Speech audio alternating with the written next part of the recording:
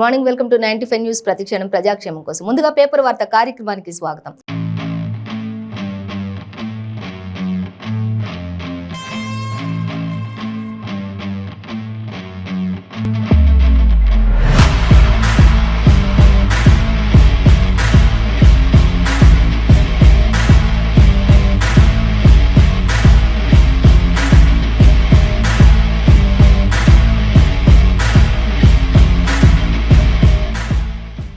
ఈ రోజు మన ముందు ఆంధ్రజ్యోతి, నమస్తే తెలంగాణ, వెలుగు దినపత్రికలు ఏ దినపత్రికల్లో ఏ వార్తలు అనేది మనం మొదటిగా చూసుకున్నట్లయితే ఆంధ్రజ్యోతి దినపత్రిక చూసుకుందాం. ఫస్ట్ మనం ఆంధ్రజ్యోతి దినపత్రిక చూసినట్లయితే ఇదేం ధరణి అంటూ క్వశ్చన్ మార్క్ పెట్టి మనకు ఆంధ్రజ్యోతి దినపత్రికలో ఫస్ట్ ప్రధాన హెడ్లైన్గా ఇచ్చారు. ఆ తర్వాత పంటల బీమా పథకం ఏది అంటూ కూడా క్వశ్చన్ మార్కే పెట్టారు దానికి కూడా మనకి. సో మరొక వార్త చూస్తే దేశానికి మోడల్ సరే ఫస్ట్, కానీ అసలు ఫస్ట్ పంటలకి ఒక బీమా అనేది ఉంటుంది, ఆ బీమా కూడా లేదు. దేశానికే ఆదర్శం అని చెప్తూ ఉన్నారు, కానీ అసలు పథకాలే లేవు అవేవి అంటూ క్వశ్చన్ చేస్తున్నారు. ఆ తర్వాత మరొకటి చూసినట్లయితే మంత్రి హరీష్ రావు చెప్తున్నారు గవర్నర్ను పిలవాలని రూల్ ఉందా అని మాట్లాడుతూ ఉన్నారు మంత్రి హరీష్ రావు. సో అయితే ఇంకా పిలవని పేరంటానికి వెళ్ళాలా అంటూ గవర్నర్ కూడా కొన్ని సందర్భాల్లో మరి బాధపడిన సందర్భాలు కూడా మనకి ఆల్రెడీ మనం ఇంతకుముందు చూసుకుందాం. సో ఇప్పుడైతే గవర్నర్ని పిలవాల్సిన అవసరం ఉందా, రూల్ ఉందా ఏమైనా అంటూ కూడా మంత్రి హరీష్ రావు ఎద్దేవా చేస్తూ మాట్లాడుతున్నారు.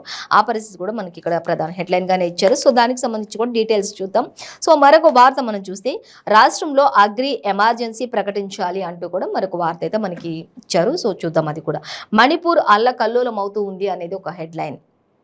ఇంకా మరొకటి చూస్తే ఓఆర్ఆర్ లీజును రద్దు చేయాలంటూ మంత్రి టీపీసీసీ అధ్యక్షులు రేవంత్ రెడ్డి కూడా చెప్తూ ఉన్నారు. సో దానికి సంబంధించి కూడా మనం డీటెయిల్స్ చూద్దాం. రండి పోరాడదాం అంటూ ఒక హెడ్లైన్ ప్రధానంగా కనిపిస్తుంది. ఇక సారు వినండి మా గోస అంటూ కూడా రైతులు కూడా తమ ఆవేదన వ్యక్తపరుస్తున్నటువంటి పరిస్థితి కూడా కనిపిస్తుంది. ఆ తర్వాత తూతూ మంత్రంగా మరి అదంతా కూడా ప్రారంభోత్సవం జరిగింది అన్నట్లుగా మరొక దగ్గర ఇచ్చారు. ఆ తూతూ మంత్రం ఏంటి అనేది కూడా మనం డీటెయిల్స్గా చూడొచ్చు. ఇక కుస్తీ వీరులపై జబర్దస్తి అంటూ కూడా ఒక వార్త అయితే ఇచ్చారు. ఇంకా ఎల్వినో వస్తోంది సన్నద్ధం కండి అంటూ కూడా మనకి ఒక వార్త అయితే ఇచ్చారు. ఇక బీహార్లో కులగణనకు బ్రేక్ పడింది అనేది కూడా మనకు ఒక వార్త అయితే ప్రెసెంట్ మనకు అన్ని కూడా హెడ్లైన్స్గా చూసుకున్నాం ఇప్పుడు. సో మనం ఇప్పుడు డీటెయిల్స్కి వచ్చేసినట్లయితే ఫస్ట్ మనం ఇదేం ధరణి అంటూ క్వశ్చన్ చేస్తున్నారు. సో దానికి సంబంధించి చూసినట్లయితే పోర్టల్లో లోపాలపై హైకోర్టు సీరియస్ అవుతుంది. అసలు ఈ ధరణి ప్రాసెస్ ఏంటి అనే దానిపై కూడా మొత్తం హైకోర్టు కూడా ఒక నిర్ణయానికి వచ్చేసి చాలా సీరియస్ అవుతున్నటువంటి పరిస్థితి అయితే ప్రజెంట్ సిచ్యువేషన్ నడుస్తూ ఉంది. సో అసలు ఇదేంటి, ఈ పోర్టల్లో లోపాలు ఏంటి అంటూ కూడా సీరియస్, ప్రతి దానికి ఏదో ఒక లోపం అడ్డు పెడుతున్నారు తప్ప ఎక్కడ కూడా పని జరిగిన దాఖలాలు అయితే ఒక్కటి కూడా కనిపించట్లేదు. ధరణి వల్ల ఎవరికి యూజ్ అవుతుంది, ఏం జరుగుతుంది అసలు ఈ ధరణి వల్ల అంటూ కూడా, అసలు ఈ లోపాలు ఎందుకు వస్తున్నాయి, ఎందుకు జరుగుతూ ఉన్నాయంటూ కూడా హైకోర్టు కూడా సీరియస్, ఇన్ని రోజులు ఓపిక పట్టినటువంటి పరిస్థితి ఉంది. కానీ ఇప్పుడైతే సీరియస్ అవుతున్నటువంటి పరిస్థితి అయితే మనకి ఇక్కడ ఆంధ్రజ్యోతి దినపత్రికలో ఇచ్చారు. సో దానికి సంబంధించి మరిన్ని డీటెయిల్స్ కూడా చూసినట్లయితే ఒక్క బిట్టుపై కూడా వివాదం ఉంటే మొత్తం సర్వే నంబర్ పైనే నిషేధమా అంటూ కూడా క్వశ్చన్ చేస్తారు. ఒక బిట్టు పైన ఏదైనా కొంచెం రిమార్క్ వస్తే మొత్తం ఆ సర్వే ఏదైతే ఉందో దానికి సంబంధించిన డీటెయిల్స్ ఏవైతే ఉన్నాయో మొత్తం కూడా ఆపేస్తూ ఉన్నారు, మొత్తం కూడా నిషేధించేస్తున్నారు. అసలు ఇది ఏంటి ధరణి, దీనికి ఎందుకు ఇలా జరుగుతుంది అంటే అంతా కరెక్ట్ ఉండి ఒక బిట్టుపై ఏదైనా కారణంతో తప్పు ఉన్నట్లయితే అక్కడి వరకే దానిని సరి చేయాలి. కానీ ఒక్క చిన్న బిట్లో తప్పు వచ్చిందంటే మాత్రం మొత్తం సర్వే అంతా కూడా నిషేధించేస్తున్నారు. అసలు ఇదేంటి అన్నట్లుగా మాత్రం హైకోర్టు మాత్రం చాలా సీరియస్ అవుతున్నట్లుగా క్వశ్చన్ చేస్తూ ఉంది. సో మరొకటి చూస్తే మనం ఒక బిట్టును నాలా జాబితాకు మారిస్తే మొత్తం సర్వే నంబరు ఆ జాబితాలోకేనా అంటూ కూడా చెప్తున్నారు. ఒక బిట్టుని ఏదైనా ఒక నాలా జాబితాకు మార్చినట్లయితే మొత్తం కూడా అదే దానిలోకి వెళ్తుంది. ఒకవేళ ఒక బిట్టు మిస్టేక్గా ఉంటే మొత్తం కూడా మిస్టేకే. ఒక బిట్ని నిషేధిస్తే అంతా కూడా నిషేధించేస్తున్నారు. ఇది ఎక్కడి న్యాయం అంటూ కూడా హైకోర్టు కూడా క్వశ్చన్ చేస్తున్నటువంటి పరిస్థితి అయితే మనకి ఇక్కడ ఆంధ్రజ్యోతిలో ఇచ్చారు.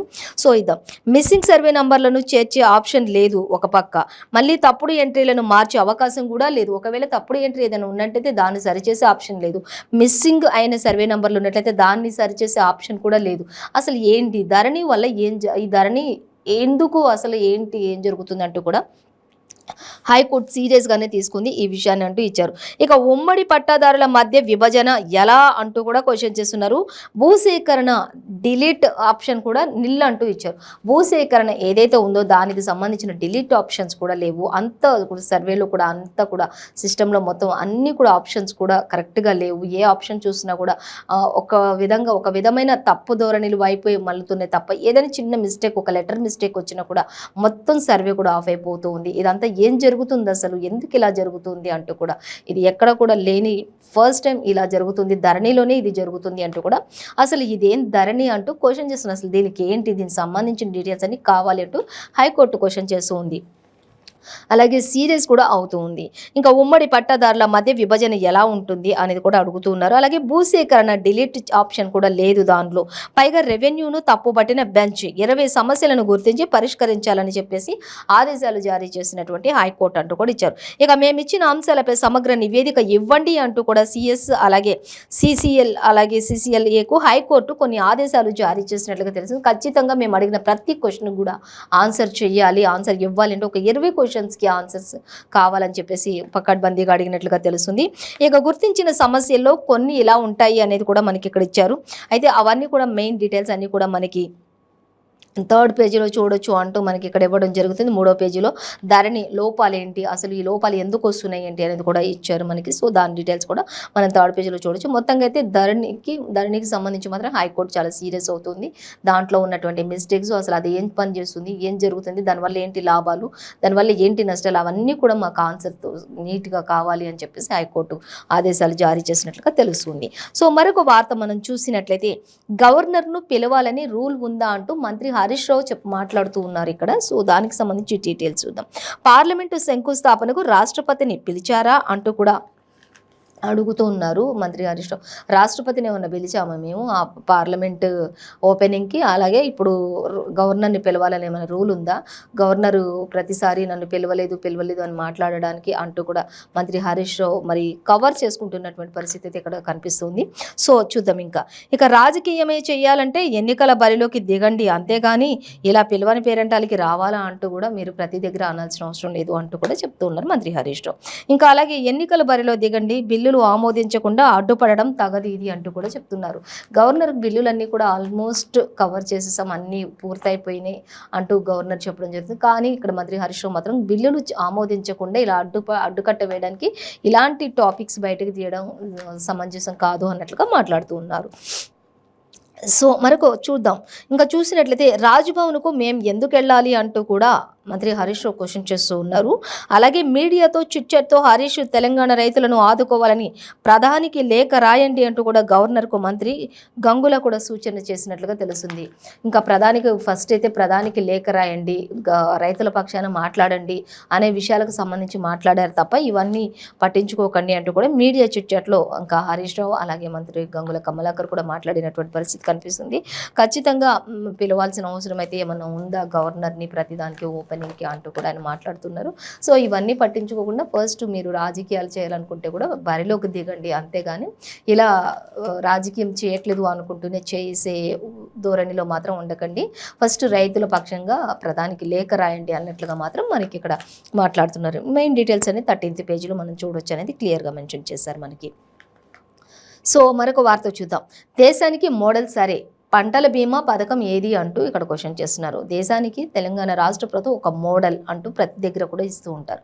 సో అది సరే, ఫస్ట్ మోడలో ఇంకేదో తర్వాత సంగతి. కానీ ఇక్కడ అసలు పంటల బీమా ఉంది, దానికి సంబంధించి పథకాలు ఏవి, అసలు ఏం జరుగుతుంది అంటూ క్వశ్చన్ చేస్తూ ఉన్నారు. సో దానికి సంబంధించి డీటెయిల్స్ చూసినట్లయితే, చేతికి వచ్చిన పంటలన్నీ భారీ వర్షాలతో నీటి పాలయ్యాయి. రైతు బంధు సహా పెట్టుబడిని కోల్పోయిన రైతులు ఎంతో మంది ఉన్నారు. కానీ వారెవ్వరికి కూడా పంటల బీమా కానీ పథకాలు కానీ ఏవి కూడా ఇంతవరకు వర్తించలేదు. ఫస్ట్ మోడల్ అంటూ చెప్తూ ఉన్నారు. ఆ మోడల్ని పక్కన పెడితే ఫస్ట్ ఒక రైతును ఆదరించండి అంటూ ఇక్కడ మనకి ఎక్కడ ఇచ్చారు. సో చూద్దాం. కేంద్ర ప్రభుత్వం ఫసల్ బీమాను పక్కన పెట్టిన సీఎం రాష్ట్ర సర్కార్ సీఎం అంటూ ఇచ్చారు. అలాగే 3 ఏళ్లుగా సర్కార్ సొంత పథకాలపైనే నిర్లక్ష్యం వహిస్తూ ఉన్నారు అనేది కూడా మనకి క్లియర్గా మెన్షన్ చేశారు. ఆ తర్వాత చూస్తే బీమా లేక తీవ్రంగా నష్టపోతున్న అన్నదాతలు అంటూ కూడా మనకి ఇక్కడ ఇచ్చేశారు. సో చూడొచ్చు. ఇక 8 ఏళ్లలో 27,500 కోట్ల నష్టం అని చెప్పేసి కూడా ఒక అంచనాకి కూడా వచ్చేసారు. ఈ 8 ఏళ్ల పాలనలో, తెలంగాణ రాష్ట్ర సర్కార్ పాలనలో ఎన్ని కోట్లు నష్టపోయాం అనేది కూడా ఒక అంచనాకి వచ్చినట్లయితే 27,500 కోట్ల మరి పెట్టుబడిని నష్టపోయామని చెప్పేసి కూడా ఒక అంచనాకి కూడా వచ్చారు అన్నదాతలు అనేది కూడా మనకి ఇక్కడ క్లియర్గా మెన్షన్ చేశారు.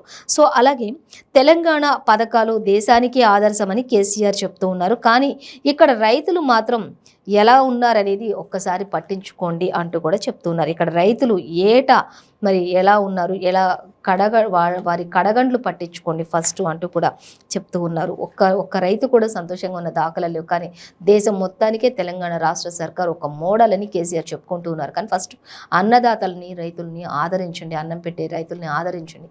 వారు ఇప్పుడు వర్షాలకి అన్నిటికీ ఇబ్బంది పడుకుంటూ పంట పొలాలన్నీ నష్టపోయి రైతులు రోడ్డును పడిన పరిస్థితి. ఎక్కడ కూడా ధాన్యం కొనుగోలు కేంద్రాలలో కూడా సరైన వసతులు లేక అక్కడ కొనుగోలు కేంద్రాల్లో కూడా జాప్యం జరుగుతూ అక్కడ తీసుకెళ్లిన ధాన్యం కూడా మొలకలెత్తే పరిస్థితి నెలకొంటే దేశానికే మోడల్ అంటూ చెప్పుకుంటూ తిరుగుతున్నారు కేసీఆర్ అలాగే కేటీఆర్ అంటూ కూడా ఇక్కడ మనకి ఇచ్చారు. ఫస్ట్ మోడల్ని పక్కన పెట్టేసి పంటల బీమాలు అలాగే అన్నదాతలను ఆదరించడం ఇలాంటివి చేయండి అంటూ కూడా 8 ఏళ్లలో ఇంత నష్టపోయాం, మరి ఇన్ని వేల కోట్లు నష్టపోయాం కాబట్టి ఆ నష్టాన్ని కూడా అంచనా వేశారు కాబట్టి అవన్నీ కూడా ఫస్ట్ గమనించండి అంటూ కూడా మనకి ఇక్కడ ఇచ్చారు. సో దానికి సంబంధించిన ఇంకా మరిన్ని డీటెయిల్స్ అయితే మనం 14th పేజీలో చూడొచ్చు అంటూ మనకి ఇక్కడ ఇవ్వడం జరుగుతుంది. ఇక రాష్ట్రంలో అగ్రి ఎమర్జెన్సీ ప్రకటించాలి అంటూ ఇచ్చారు. 50 ఏళ్లలో ఇంత భారీ ప్రకృతి విపత్తి ఎప్పుడూ కూడా రాలేదు అంటూ కూడా చెప్తూ ఉన్నారు. అలాగే సీఎం సహా అన్ని శాఖలు రంగంలోకి దిగాల్సిందే అంటూ ఇచ్చారు. ఫైనాన్స్ కమిషన్లు ఇచ్చిన నిధులు రైతులకు పంచాలి అంటూ చెప్తున్నారు. రైతు స్వరాజ్య వేదిక రౌండ్ టేబుల్ సమావేశంలో వక్తలు మాట్లాడినటువంటి పరిస్థితి కూడా మనకి ఇక్కడ ఇచ్చారు. సో డీటెయిల్స్ అన్ని కూడా మనకైతే స్మాల్ హెడ్లైన్గా ప్రస్తావించారు మనకి ప్రధాన పేజీలో. సో ఇంకా మిగిలిన డీటెయిల్స్ అన్ని కూడా 14వ పేజీలో చూడొచ్చని ఇచ్చారు. కానీ ఇప్పుడు జరుగుతున్నటువంటి విపత్కర పరిస్థితులు అయితే ఇంతకుముందు ఒక 50 ఏళ్ళు వెనక్కి వెళ్ళినట్లయితే తెలంగాణ రాష్ట్ర ప్రభుత్వంలో ఇంతటి దారుణమైన పరిస్థితి కానీ ఇలాంటి విపత్కర పరిస్థితులు కానీ ఎప్పుడు కూడా రాలేదు రైతులకు. ఇలాంటి పరిస్థితులు గడ్డు పరిస్థితులు అంటూ కూడా చెప్తున్నారు. సో కాబట్టి ఇప్పుడున్న పరిస్థితుల్లో ఖచ్చితంగా సీఎం ఒక్కరే కాదు, సీఎంతో సహా అన్ని శాఖల అధికారులు కూడా అలాగే ఫైనాన్షియల్స్ కూడా అందరూ కూడా అధికారులందరూ కూడా దీనికి స్పందించాలి. ఖచ్చితంగా అందరం కలిసి దీంట్లో ఈ రంగంలోకి దిగితేనే అప్పుడే వారి యొక్క సమస్యలు పరిష్కారం అవుతాయి. ఎందుకంటే 1-2 కాదు, నష్టపోయినవి కూడా చాలా మేర అంచనాలు వేస్తూ ఉన్నాయి. 50 ఏళ్లలో ఎప్పుడు కూడా రానటువంటి విపత్కర పరిస్థితులు కాబట్టి వీటిని సరిచేయాలి. ఖచ్చితంగా వీటిని ఒక కొలికి తీసుకురావాలి అంటే అన్ని శాఖల అధికారులు ఫైనాన్షియల్స్తో సహా అందరూ కూడా అధికారంలోకి దిగాల్సిందే. దిగితేనే అప్పుడే ఇవన్నీ కూడా కరెక్ట్ అవుతాయి అన్నట్లుగా మనకి ఇక్కడ మాట్లాడుతున్నారు. ఇక రాష్ట్రంలో ఒక అగ్రి ఎమర్జెన్సీ అనేది కూడా ఒక ప్రకటిస్తే ఇంకా బాగుంటుంది అనే విధంగా మాత్రం మనకి ఇక్కడ ఇచ్చారు. కొంతమంది రైతులు ఈ యొక్క రైతులను ఆదరించాలని కొంతమంది వక్తలు మాత్రం రౌండ్ టేబుల్ సమావేశంలో ఈ విషయాలన్నింటినీ కూడా షేర్ చేసుకున్నట్లుగా తెలుస్తుంది. సో మరొక వార్త మనం చూసినట్లయితే మణిపూర్ అల్లకల్లోలం అనేది అయితే మనకి ఇక్కడ ఇచ్చారు. సో దానికి సంబంధించి డీటెయిల్స్ చూసినట్లయితే కనిపిస్తే కాల్చివేత అంటూ ఆదేశాలు కూడా జారీ చేసినట్లుగా తెలుస్తుంది. గిరిజనుల మైతేయుల మధ్య ఎన్నో ఘర్షణలు జరుగుతూ వస్తూ ఉన్నాయి అనేది మనకి ఇక్కడ ఇచ్చారు. ఇళ్ళు అలాగే దుకాణాలు వాహనాలపై కూడా నిప్పు పెట్టే పరిస్థితి కూడా అక్కడ కనిపిస్తుంది అంటూ ఇచ్చారు. ఇంకా అలాగే ఎస్టీలో ఇంకా చూసినట్టయితే ఇళ్ళు దుకాణాలు వాహనాలు కూడా నిప్పు పెడుతూ ఉన్నారు. ఎస్టీలో చేర్చాలని చెప్పి మైతేయుల డిమాండ్ కూడా చేస్తూ ఉన్నట్లుగా తెలుస్తుంది. కేంద్రానికి సిఫారసు పంపాలని కూడా హైకోర్టు కొన్ని ఆదేశాలు జారీ చేసింది. నిరసనగా గిరిజన సంఘాలు ర్యాలీలు కూడా చేస్తూ ఉన్నటువంటి పరిస్థితి అయితే అక్కడ కనిపిస్తుంది. ఇక మణిపూర్ అంతా కూడా అక్కడ అల్లకల్లోలం అవుతుంది అంటూ స్మాల్ డీటెయిల్స్ మనకి ఇక్కడ ఇచ్చారు. సో ఇంకా 2nd పేజీలో మాత్రం ఫుల్ డీటెయిల్స్ కూడా మనం చూడొచ్చు. మొత్తంగా అయితే అక్కడ మరి ఎస్టీలో చేర్చాలని చెప్పేసి మైతేయుల అందరూ కూడా అక్కడ డిమాండ్ చేస్తున్నారు. హైకోర్టు కూడా కొన్ని ఆదేశాలు జారీ చేసినట్లుగా తెలుస్తుంది అనేది మనకి క్లియర్గానే మెన్షన్ చేశారు. సో ఇక ఇంకా మనం ఒక వార్త చూస్తే ఓఆర్ఆర్ లీజుకు రద్దు చేయాలి అంటూ టీపీసీసీ అధ్యక్షులు రేవంత్ రెడ్డి చెప్తున్నారు. ఇక బ్లాక్ లిస్ట్లో ఉన్న ఐఆర్బి అంతా కూడా సంస్థకు చెందదా అంటూ క్వశ్చన్ చేస్తున్నారు. అలాగే ఇంకా బేస్ ప్రైజ్ నిర్ధారించకుండానే మీరు ఎలా నిర్వహిస్తారు అంటూ కూడా క్వశ్చన్ చేస్తున్నారు. ఒక ప్రైజ్ అనేది లేకుండా మీరు అన్నీ ఎలా నిర్వహిస్తారు అంటూ కూడా మంత్రి రేవంత్ రెడ్డి మాట్లాడుతున్నటువంటి పరిస్థితి మనకి ఇక్కడ కనిపిస్తుంది. అలాగే ఇంకా కేటీఆర్ మౌనం వహిస్తూ ఉన్నారు. అసలు వాళ్ళిద్దరి మౌనం వెనుక ఉన్న తారతమ్యం ఏంటి అంటూ వాళ్ళ వెనుక ఉన్నటువంటి మభ్యం ఏంటి అని కూడా ఆయన అడుగుతున్నారు, క్వశ్చన్ చేస్తున్నారు. అసలు వీళ్ళిద్దరూ సైలెంట్గా ఉండే వ్యక్తులు అయితే కాదు. సీఎం కేసీఆర్ అయినా సరే, మంత్రి కేటీఆర్ అయినా సరే. కానీ ఇద్దరు సైలెంట్గా ఉన్నారంటే వాళ్ళిద్దరు సైలెన్స్ వెనుక అంటే మౌనం వెనుక ఉన్న ఆ యొక్క గోప్యత ఏంటి అసలు అంటూ కూడా ఆయన క్వశ్చన్ చేస్తూ ఉన్నారు. ఇంకా అలాగే ఇందులో కోట్ల రూపాయలు చేతులు మారాయనేది కూడా నాకు తెలుసు. కానీ అసలు ఏం జరుగుతుంది అంటూ కూడా క్వెషన్ చేస్తున్నారు. సో, అలాగే అరవింద్ కుమార్‌పై విజిలెన్స్‌కు ఫిర్యాదు చేస్తామంటూ కూడా మంత్రి రేవంత్ చెప్తూ ఉన్నారు. ఖచ్చితంగా అరవింద్‌పై మాత్రం విజిలెన్స్ అధికారులకి ఎలాగైనా సరే మేము చెప్తామంటూ కూడా ఫిర్యాదు చేస్తామంటూ కూడా ఆయన చెప్తూ ఉన్నారు. అలాగే మరొక వార్త చూస్తే విచారణ చేపట్టాలని కూడా కాగ్‌ను కోరుతాము అంటూ కూడా ఆయన చెప్తూ ఉన్నారు. ఇక ఆ సంస్థలన్నీ కూడా స్పందించని పక్షంలో కోర్టుకు కూడా వెళ్తాం. ఇప్పుడు ఏ సంస్థలకైతే మేము ఈ ప్రాబ్లమ్స్ అన్నీ కూడా చెప్తామో, ఏ సంస్థ కూడా స్పందించలేదు అంటే ఒకవేళ సర్కార్ పక్షంగా ఉండి మాట్లాడితే ఒకవేళ మేము దీని విషయంలో కోర్టుకైనా సరే వెళ్తామంటూ కూడా రేవంత్ రెడ్డి చెప్తూ ఉన్నారు. ఇక ఆ సంస్థలన్నిటినీ స్పందించారు. ఒకవేళ స్పందించని పక్షంలో ఖచ్చితంగా మేము కోర్టుకు ఎక్కుతాం ఈ విషయాలన్నింటిలో. అంటే ఓఆర్ఆర్ లీజుని ఎందుకు రద్దు చేయాలి, దేంటి అసలు ఒక ప్రైజ్ అనేది లిస్ట్ అనేది లేకుండా ఎలా మీరు కార్యక్రమాలన్నీ నిర్వహిస్తారు, ఇవన్నిటి విషయంలో మాత్రం ఖచ్చితంగా అరవింద్పై మాత్రం సిట్ కూడా దర్యాప్తు చేయాలనేది కొంత చెప్తాము. ఒకవేళ సంస్థలన్నిటికి అప్పచెప్తాం. కానీ ఒకవేళ వాళ్ళు స్పందించకపోతే ఖచ్చితంగా మేము చేసేది చేస్తాం. కోర్టుకనే ఈ విషయంలో కోర్టుకనే వెళ్తాము అన్నట్లుగా మాత్రం ఖచ్చితంగా రేవంత్ రెడ్డి చెప్తూ ఉన్నారు. అలాగే మరొకటి చూస్తే ఆ సంస్థలన్నీ స్పందించిన పక్షంలో కోర్టుకు వెళ్తాం. 3 నెలల్లో ఊడిపోయే సర్కార్ ఇంకా ఎందుకు అంటూ కూడా మాట్లాడుతున్నారు. ఇక 3 నెలల్లో ఊడిపోయే సర్కార్ 30 ఏళ్ల పాటు ఓఆర్ఆర్ను ఎలా లీజుకి ఇస్తుంది అంటూ రేవంత్ రెడ్డి మాట్లాడుతున్నారు. 3 నెలల్లో ఊడిపోయే సర్కార్ 30 ఏళ్లకు సంబంధించి ఒకేసారి లీజుకి ఎలా ఇస్తారు మీరు? 30 ఏళ్ళు మీరే పరిపాలిస్తారని నమ్మకం మీకుందా? మీరు పరిపాలిస్తారా? ప్రజలు మిమ్మల్ని ఆదరిస్తారా? మిమ్మల్ని మీరే ఉంటారా 30 ఏళ్ళు అన్నట్లుగా కూడా ఆయన ప్రతి విషయాన్ని కూడా ఎంత క్షుణ్ణంగా క్వశ్చన్ చేస్తున్నారు. 3 నెలల్లో ఉంటారో పోతారో తెలియని మీకు 30 ఏళ్ల పాలన ఎలా సాగిద్దాం అనుకుని మీరు లీజుకి ఇచ్చారు 30 ఏళ్లకి సంబంధించినట్టు ఈ విషయం ఖచ్చితంగా తెలియాలి అన్నట్లుగా మాత్రం ఆయన చాలా ధీమా వ్యక్తం చేస్తూ చాలా డిమాండ్ చేస్తూ ఉన్నారు. టీపీసీసీ అధ్యక్షులు రేవంత్ రెడ్డి ఈ విషయంలో ఖచ్చితంగా ఎంతవరకైనా పోరాటం చేస్తాము అంటూ కూడా చెప్తూ ఉన్నారు. సో, మరొక వార్త మనం చూసినట్లయితే ఇక తూతూ మంత్రంగా అంటూ ఇచ్చారు. అరగంటలో ముగిసిన బీఆర్ఎస్ జాతీయ కార్యాలయ ప్రారంభోత్సవం అంటూ ఇచ్చారు. ఇక ఢిల్లీలో మరి అక్కడ వసంత్ విహార్లో ప్రారంభోత్సవం చేసిన సీఎం కేసీఆర్ చేతుల మీదుగా ప్రారంభోత్సవం జరిగింది బీఆర్ఎస్ జాతీయ పార్టీ కార్యాలయం నిన్న. సో, అదంతా కూడా ఒక పద్ధతి ప్రకారం అనేది ఏమీ లేదు. కానీ ఎంతోమంది గెస్టులను పిలవడం, అందరిని పిలవడం ఇలా అంటూ ఏమీ లేదు. కానీ తూతూ మంత్రంగా ఏదో జస్ట్ ఒక ½ an hourలో అదంతా కూడా కంప్లీట్ చేసేసారు, ఓపెనింగ్ చేసేసారు అనేది కూడా ఒక జాతీయ పార్టీ కార్యాలయం ఈ విధంగా జరుగుతుందా అన్నట్లుగా మాత్రం మనకి ఇక్కడ ఇవ్వటం జరుగుతుంది. సో, చూద్దాం డీటెయిల్స్. ఇంకా జాతీయ కార్యాలయ ప్రారంభోత్సవం కనపడని జాతీయ పార్టీల నేతలు జాతీయ పార్టీ కార్యాలయం ఆవిష్కరణ అంటే అది ప్రారంభోత్సవం అన్నారు, ఓకే అంతవరకు. కానీ అసలు జాతీయ పార్టీకి సంబంధించిన నాయకులు కూడా ఎవరు అక్కడ కనిపించలేదు. ఏదో తూతూ మంత్రంగా ఒక ½ an hourలో ముగించేశారు. ఇది ఎక్కడి తతంగం అంటూ కూడా క్వశ్చన్ చేస్తూ ఉన్నారు. సో, అలాగే కనపడని జాతీయ పార్టీల నేతలు, తెలుగు జాతీయ మీడియా విలేకరులను వెళ్ళగొట్టిన భద్రతా సిబ్బంది. ఎవరైతే మీడియా, తెలుగు జాతి మీడియా ఎవరైతే ఉన్నారో వాళ్ళందరూ అక్కడికి వెళ్ళినప్పుడు కూడా వాళ్ళని వెళ్ళగొట్టిన దాఖలాలు కూడా ఉన్నాయి. అక్కడ అధికారులు అంటూ కూడా ఇచ్చారు, భద్రతా అధికారులు వాళ్ళని మీడియా వాళ్ళని కూడా వెళ్ళగొట్టేశారు అనేది ఇక్కడ మనకి ఇచ్చారు. సో, పిలిచి అవమానించారంటూ కూడా పిఆర్ఓపై జాతీయ మీడియా ఆగ్రహం వ్యక్తం చేసింది. రమ్మని చెప్పి ఆహ్వానించారు, మళ్ళీ అక్కడికి వెళ్ళినప్పుడు భద్రతా అధికారులు ఎవరైతే ఉంటారో వాళ్ళందరూ కూడా వెళ్ళగొట్టడం జరిగింది. కాబట్టి పిలిచి మరీ అవమానించారు అన్నట్లుగా మాత్రం మనకి ఇక్కడ మనకి కొంత మీడియా కూడా ఆగ్రహం అవుతున్నటువంటి పరిస్థితి. మీడియా అంతా కూడా ఆగ్రహం వ్యక్తం చేస్తుంది. అసలు పిలవడం దీనికి, అవమానించడం దీనికి, వెళ్ళగొట్టడం దీనికి అంటూ కూడా మీడియా అంతా కూడా బీఆర్ఎస్ పార్టీ కార్యాలయం ఓపెనింగ్ ప్రారంభోత్సవానికి సంబంధించి చాలా ఆగ్రహ విషయాలతో ఉన్నారు అనేది మాత్రం మనకి ఇక్కడ క్లియర్గా మెన్షన్ చేశారు. సో, మరొక వార్త మనం చూసినట్లయితే దళిత బాలికపై అత్యాచారం అంటూ ఇచ్చారు. బీఆర్ఎస్ నాయకుడి దుశ్చర్య ఇది అంటూ కూడా మనకి ఇక్కడ ఇవ్వడం జరుగుతుంది. కామారెడ్డి జిల్లాలో ఆలస్యంగా వెలుగులోకి వచ్చింది ఈ ఘటన అంటూ కూడా చెప్తున్నారు. ఇంకా దళిత బాలికపై అత్యాచారం చేసిన బీఆర్ఎస్ నాయకులు, బీఆర్ఎస్ పార్టీ ఏమో రోల్ మోడల్ అంటారు, బీఆర్ఎస్ దేశాన్ని రక్షిస్తుంది అంటారు, దేశం కోసమే బీఆర్ఎస్ ఉంది అంటారు. కానీ ఇప్పుడు బీఆర్ఎస్ నాయకులే మరి దళిత బాలికలని కూడా చూడకుండా అత్యాచార ఘటనలు జరుగుతున్నాయి. ఇవన్నీ కూడా చాలా లేటుగా, చాలా ఆలస్యంగా వెలుగులోకి వస్తూ ఉన్నాయి, కప్పిపుచ్చుకునే ప్రయత్నాలు చేస్తూ ఉన్నారు. అయినప్పటికీ కూడా నిజం నిర్భయంగా బయటకు వస్తుంది. కాబట్టి ఇప్పుడు ఈ విషయం ఆలస్యంగా వెలుగులోకి వచ్చింది అంటూ కూడా మనకి ఇక్కడ ఇవ్వడం జరుగుతుంది. సో, మరొక వార్త మనం చూస్తే సారు వినండి గోస అనేది మనం చూస్తే 2.5 ఏళ్ళు దాటినా కూడా పే స్కేల్ హామీ అమలు చేయకపోవడంతో వీఆర్ఏలు అంతా కూడా మరి మా గోస వినండి ఒక్కసారి అంటూ కూడా ఒక పక్క వీళ్ళు కూడా మరి రాస్తారోకోలు ధర్నాలు చేస్తున్నటువంటి పరిస్థితి కూడా కనిపిస్తూ ఉంది అంటూ ఇచ్చారు. ఇక వీఆర్ఏలు అంతా ఒకటే వినతి చేస్తూ ఉన్నారు. చాలని జీతాలతో ఇబ్బందులు పడుతూ ఉన్నాం సారు, మా గోస వినండి, అర్థం చేసుకోండి, మరి అంటూ కూడా వాళ్ళు ఎంతో ఆవేదన వ్యక్తం చేస్తూ వాళ్ళు కూడా సర్కార్ను వేడుకుంటున్నటువంటి పరిస్థితి అయితే మనకి ఆంధ్రజ్యోతి దినపత్రికలో చాలా క్లియర్గా ఇచ్చారు.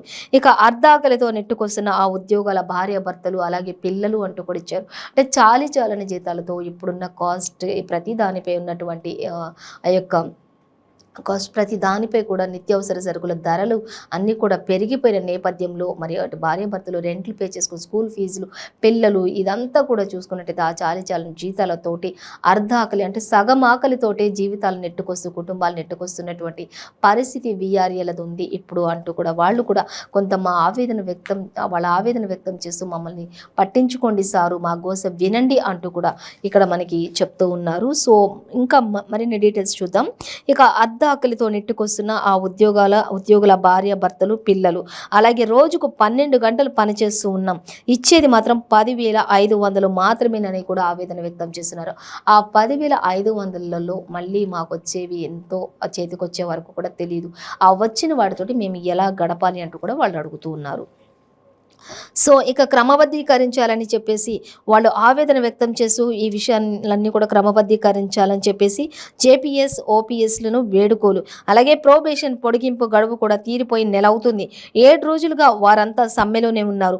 ఉద్యోగ బాధ్యతలేమో ఏమాత్రం తీరిక లేనివి, పొద్దంతా పనే ఇచ్చే జీతమేమో చాలని జీతాలు, కానీ పొద్దంతా జీతాలకు చేస్తూ ఉన్నాం కానీ మనకు వచ్చే జీతాలు చాలా తక్కువ అంటూ కూడా వాళ్ళందరూ ధర్నాలు రాసరోకలు ఎంత చేసినప్పటికీ కూడా మాట ఇచ్చినట్లే ఇచ్చి ఉద్యోగస్తులందరినీ కూడా మరి మోసం చేసిన దాఖలాలు ఇది ఇక్కడ సర్కార్కి కనిపిస్తుంది. కాబట్టి దయచేసి మాకు ఇచ్చిన హామీలన్నీ నెరవేర్చండి. మీరు ఇచ్చిన గడువు కూడా పూర్తయిపోయింది, ఆల్రెడీ నెల అయిపోయింది. ఆ గడువు ప్రకారమే మేము అడుగుతూ ఉన్నాం, మాకు ఈ విధంగా చెయ్యండి అని, మీరు చెప్పినట్లే మాకు చెయ్యండి అని కూడా అడుగుతాం. కనీసం అలా కూడా మీరు చేయట్లేదు అన్నట్లుగా వీఆర్ఏలు కూడా ఇక్కడ ఆవేదన చెందుతున్నారు. సో దీనికి సంబంధించి మరిన్ని డీటెయిల్స్ కూడా 12th పేజీలో మనం చూడొచ్చు అంటూ మొత్తంగా అయితే సర్కార్ ఎవరిని కూడా సాటిస్ఫై చేసింది అయితే ఎక్కడ లేదు. అటు రైతులు కూడా ఆవేదన చెందుతున్నారు, ఇటు ఉద్యోగస్తులు రైతులు ఆవేదన చెందుతున్నారు. ఎక్కడ కూడా మరి ప్రభుత్వం ఆదుకున్న దాఖలాలు అయితే ఎక్కడ ఎవరిని కూడా కనిపించట్లేదు అనేది అయితే మనకి కనిపిస్తూ ఉంది. సో ఆంధ్రజ్యోతి దినపత్రికలో సో మరొక వార్తాపత్రిక మనం చూసినట్లయితే వెలుగు దినపత్రిక చూద్దాం. వెలుగు చూసినట్లయితే వెలుగులో మనకి ఫస్ట్ ప్రధానంగా అంటే ఒకప్పటి గడీల లెక్క సర్కార్ వారికి కొత్త సౌదాలు అంటూ మనకి ఇక్కడ ఇవ్వడం జరుగుతుంది. ఇక నయా గడీలు అంటూ మనకి ఇక్కడ ప్రధానంగా ఇచ్చారు. బంగారం ఆల్ టైమ్ రికార్డు అంటూ కూడా ఇచ్చారు. బంగారానికి సంబంధించి కూడా ఇంకా ఈరోజు బంగారం కాస్ట్ వచ్చేసినట్లయితే అంటే 61,845గా ఉంది అనేది మనకి ఇక్కడ క్లియర్గా ఇచ్చారు. ఆల్ టైమ్ రికార్డుగానే ఉంటుంది గోల్డ్ కాస్ట్ అనేది మాత్రం మనకి ప్లెయిన్గా ఇచ్చేసారు. అలాగే తర్వాత చూస్తే నయా గడీలు అనేది మనకి ఇచ్చారు. పబ్లిక్ సొమ్ముతో కట్టిన భవనాల్లో నిషేధాజ్ఞలు అంటూ కూడా మనకి ఇక్కడ ఇవ్వడం జరుగుతుంది. అలాగే అంటే ప్రధాన వార్తగా ఇచ్చారు. సో ఇంకా వాతావరణానికి వచ్చేసరికి కూడా మరో 2 రోజులు వానలు పడే అవకాశాలు ఉన్నాయంటూ కూడా వాతావరణ శాఖ కూడా వెల్లడించింది. అలాగే మరొక వార్త ఓఆర్ఆర్ స్కామ్లో కేటీఆర్ అంటూ 1,000 కోట్ల రూపాయలు చేతులు మారినాయంటూ రేవంత్ రెడ్డి చెప్తూ ఉన్నారు. ఆయన ఎంతో ఆగ్రహం ఫైర్ అవుతున్నటువంటి పరిస్థితి ఇక్కడ మనకి కనిపిస్తుంది. ఖచ్చితంగా ఇది బయట పడాల్సిందే అంటూ కూడా ఆయన చెప్తూ ఉన్నారు. సో మా పార్టీలోకి రండి అంటూ మరొక దగ్గర అంటే పొంగులేటి ఇంటికి వెళ్ళి ఆహ్వానించిన బీజేపీ నేతలు, ఇంకా పొంగులేటిని ఖచ్చితంగా బీజేపీలోకి ఆహ్వానిస్తున్నాం, మా పార్టీలోకి రండి, మీరు వస్తాను అంటే సాదరంగా ఆహ్వానిస్తాము అంటూ కూడా చెప్తూ ఉన్నారు. సో అవి కూడా డీటెయిల్స్ చూద్దాం మనం. ఇక గవర్నర్ను పిలవాలని రాజ్యాంగంలో ఉందా అంటూ కూడా మంత్రి హరీష్ రావు క్వశ్చన్ చేస్తూ ఎద్దేవా చేస్తున్నటువంటి పరిస్థితి ఇక్కడ ఇచ్చారు. సో దానికి సంబంధించి కూడా డీటెయిల్స్ చూద్దాం. ఇక పరిహారం కోసం రోడ్డెక్కిన రైతులు అంటూ కూడా కామారెడ్డిలో భారీ ర్యాలీగా కొనసాగుతున్నటువంటి రైతన్నలు అంటూ కూడా మనకి ఇక్కడ ఇచ్చారు. లిక్కర్ స్కామ్లో ఆస్తుల జప్తు అంటూ ఇచ్చారు. ఇక మైనర్ బాలికపై బీఆర్ఎస్ లీడర్ అత్యాచారం అంటూ ఇంకా ఫోటోతో సహా ఆ యొక్క వ్యక్తిని ఇక్కడ ఇచ్చినట్లుగా తెలుస్తుంది. సో అవి కూడా మన డీటెయిల్స్ చూద్దాం. ఇక మణిపూర్ అగ్నిగుండంగా తయారైంది అనేది కూడా ఇక్కడ ఇచ్చారు. హింసాత్మకంగా మారినటువంటి గిరిజన సంఘాల నిరసన అనేది కూడా మనకి తెలుస్తూ ఉంది. సో అవన్నీ కూడా మనం డీటెయిల్స్ చూడొచ్చు. ఇక కర్ణాటక ఎన్నికల బరిలో 22% మంది నేర చరిత్రలే ఉన్నారు అనేది కూడా మనకి ఇక్కడ ఇచ్చారు. సో అన్ని కూడా మనం డీటెయిల్స్ చూద్దాం. చూద్దాం. ఇక నయా గడీలు అనేది చూసినట్లయితే పబ్లిక్ సొమ్ముతో కట్టిన భవనాల్లో నిషేధాజ్ఞలు ఉన్నాయి అంటూ ఇచ్చారు. భవనాన్ని అలాగే జనాన్ని రానియరు, మీడియాలను అనుమతించరు అంటూ కూడా చెప్తున్నారు. జనాన్ని రానియరు, మీడియాని అనుమతించరు, అక్కడ ఏం జరుగుతుందో ఎలా తెలియాలి అనేది మనకి ఇక్కడ ఇచ్చారు. అలాగే అడుగడుగున కంచెలు వేస్తారు, పోలీసు బలగాలు వేస్తూ ఉంటారు అనేది కూడా మనకి ఇక్కడ ఇచ్చారు. ప్రగతి భవన్ నుంచి సెక్రటరియేట్ దాకా ఇదేనా ఇదేనా మీ తరీఖా అంటూ కూడా ఇక్కడ ఇవ్వడం జరుగుతుంది. ఎక్కడ చూసినా కూడా సర్కార్ నచ్చిన విధంగా, సర్కార్కి నచ్చిన విధంగానే ఉంటారు తప్పితే ప్రజలు ఎవరిని రానియరు. ఇష్టం వచ్చిన మీడియాని రాణిస్తారు, ఇష్టం లేని మీడియాని, మీకు అనుకూలంగా లేని మీడియాని అక్కడి నుంచే వెళ్ళగొట్టేస్తారు డైరెక్ట్గా. మరి ఇవేనా మీ యొక్క తరీఖాలు అంటూ కూడా ప్రజల సొమ్ముతో అన్నిటినీ కట్టుకొని భవనాలు అనుభవిస్తూ ఉంటారు. కానీ ప్రజల్ని ఎవరిని కూడా అక్కడ ఆహ్వానించరు, రానివ్వరు, మీడియాని రానివ్వరు, మీకు సపోర్ట్ చేసే వాళ్ళని మాత్రమే రానిస్తారా అన్నట్లుగా మాత్రం మనకి ఇక్కడ ఇచ్చారు. సో దీనికి సంబంధించిన మరిన్ని డీటెయిల్స్ అని కూడా సెకండ్ పేజ్లో మనం చూడొచ్చు. అలాగే మరొక వార్త మనం చూస్తే ఒకప్పటి గడీల లెక్క కూడా సర్కారు వారి కొత్త సౌదాలు అంటూ మనకి ఇక్కడ ఇవ్వడం జరుగుతుంది. సో వినతి పత్రం ఇద్దామని ప్రతిపక్షాలు వెళ్తే అరెస్టులు చేస్తారా అంటూ కూడా ప్రభుత్వాన్ని క్వశ్చన్ చేస్తున్నటువంటి పరిస్థితి. సో పర్మిషన్ లేదంటూ కిలోమీటర్ దూరంలోనే అడ్డగింతలు కూడా చేస్తూ ఉన్నారు అంటూ కూడా ఏదైనా చెప్దామని చెప్పేసి ఒకవేళ మరి అధికారులు వెళ్తే అక్కడ కూడా మీకు పర్మిషన్ లేదు అంటూ కూడా ఇష్టానుసారంగా అరెస్టులు చేస్తారు. కిలోమీటర్ దూరంలోనే అరెస్టులు చేస్తారు అంటే ముందస్తుగానే వీళ్ళందరూ కూడా పకడ్బందీ ప్లాన్తో ఉంటారు అనేది కూడా అర్థమవుతూ ఉంది. ఖచ్చితంగా న్యాయం కోసం పోరాడే వాళ్ళని ఎందుకు రానివ్వరు అసలు అంటూ కూడా రేవంత్ రెడ్డి కూడా ఈ విషయంలో ఎన్నోసార్లు క్వశ్చన్ చేసిన దాఖలాలు కూడా ఉన్నాయి అనేది కూడా మనకి కనిపిస్తుంది. అలాగే గోస చెప్పుకుందామని జనం వస్తే గడప తొక్కనివ్వట్లేరు అంటూ కూడా చెప్తూ ఉన్నారు. అలాగే ఇక ఢిల్లీలోని బీఆర్ఎస్ ఆఫీసులోకి కూడా ఇదే జరిగింది. మీడియాకు కూడా అట్లీస్ట్ నో ఎంట్రీ అంటూ కూడా చెప్తూ ఉన్నారు. బీఆర్ఎస్ పార్టీ కార్యాలయం అంటే కార్యాలయం, జాతీయ పార్టీ కార్యాలయం ఓపెనింగ్కి కూడా కనీసం మీడియాని ఎంట్రీ చేయనివ్వలేదు అంటే ఏంటి పరిస్థితి అంటూ కూడా మనకి ఇక్కడ క్వశ్చన్ చేస్తున్నారు. సో మనకి ఈరోజు మనం ఏ పేపర్లో చూసినా కూడా మనకి ఓఆర్ఆర్ స్కామ్లో మాత్రం మొత్తం కేటీఆర్, కేసీఆర్ ఈ విషయాలని బయట పెట్టాలి, లేదంటే కోర్టుకైనా వెళ్తాను అంటూ రేవంత్ రెడ్డి చెప్పడం, ఇంకా అటు పొంగులేటిని మా పార్టీలో రండి అంటూ బీజేపీని ఆహ్వానించడం, ఇటు మంత్రి హరీష్ రావు చూసినట్లయితే గవర్నర్ని పిలవాలని మన రాజ్యాంగంలో ఉందా, పిలవాలా ఖచ్చితంగా అన్నట్లు ఎద్దేవా చేస్తూ, మహిళని ఎద్దేవా చేస్తూ మాట్లాడుతున్నటువంటి పరిస్థితి మనకి ప్రతి పేపర్లో కూడా యాజ్ ఇట్ ఈస్గా ఇచ్చారు. ఇంకా సో ఇక ఇటు రైతులు, అటు వీఆర్ఏలు అందరూ కూడా కొంత అసహనం వ్యక్తం చేస్తూ సర్కార్పై మరి రాస్తారోకోలు చేస్తున్నారు. మాకు న్యాయం చేయండి అంటూ కూడా, మీరు ఇచ్చిన హామీలు నెరవేర్చండి అంటూ కూడా. సో ఇదండి ఇవాల్టి పేపర్ వార్తా కార్యక్రమం విశేషాలు. మరో పేపర్ వార్తా కార్యక్రమంతో మళ్ళీ రేపు కలుసుకుందాం. అంతవరకు చూస్తూనే ఉండండి 95 న్యూస్.